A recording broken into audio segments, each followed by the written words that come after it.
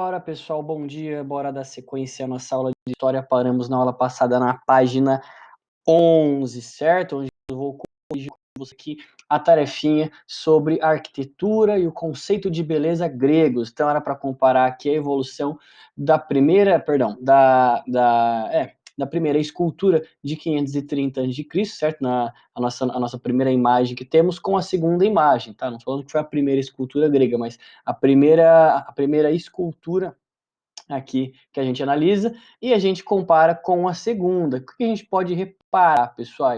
Pessoal, quais são as diferenças?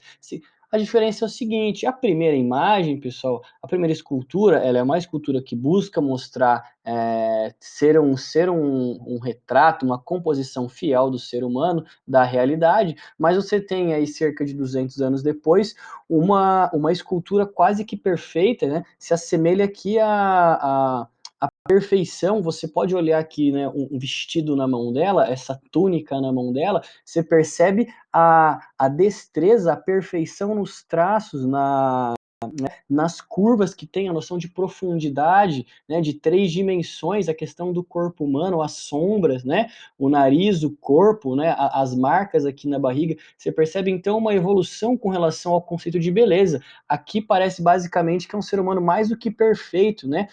É uma beleza quase surreal aqui feita na cópia de Afrodite, certo? Então vejam só, né? Uma estátua grega não se assemelhava a nenhuma pessoa especificamente, era o nosso exercício, revelando em vez disso uma forma humana perfeita, sem rugas, verrugas, cicatrizes ou imperfeições. Então era harmonia pura, era, pessoal, a simetria, tá? A simetria, vocês, não sei se vocês estão vendo com a tia Val em matemática, são os dois lados serem iguais, né? São lados simétricos, exatamente semelhantes, iguais, sem mudar nada. Então, quem respondeu aí que, de acordo com o texto, né, o que era importante na característica da arte grega era isso, era a busca pelo máximo da beleza humana, tá? Pelo máximo do ideal de beleza, de perfeição, que muitas vezes, pessoal, não é condizente com as características dos seres humanos, né? Nós temos, por exemplo, marcas no rosto, né? Nós temos orelhas muitas vezes que são uma maior que a outra, e isso é normal. Nossos pés também, né? Nossas pernas,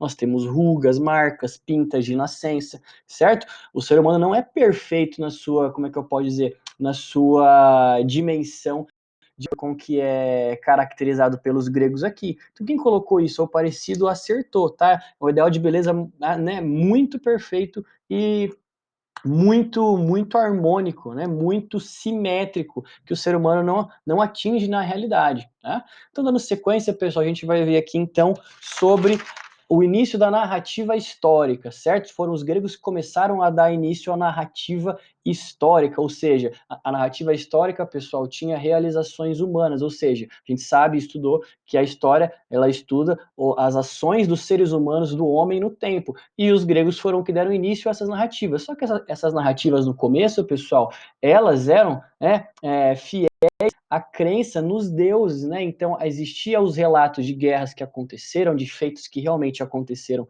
na realidade, mas que as vontades, né, as consequências, né, os fatos históricos, eles aconteciam devido à vontade dos deuses, assim como, por exemplo, na narração das guerras médicas, em que o Heródoto, pessoal, que é considerado o pai da história, né, vocês podem grifar todo esse parágrafo aqui, né, o Heródoto, que era um poeta grego, passou pelo Egito, passou pela Mesopotâmia, ele vai narrar sobre os povos e vai narrar sobre as guerras médicas, né, que é a guerra entre os persas e os gregos, ele vai falar que aconteceu, ele vai pesquisar bastante, mas ele, pessoal, ele propõe explicar de acordo, né, com a moral e com os presságios dos oráculos, né? E ele diz que a vitória grega contra os persas foi com base na vontade dos Zeus, certo?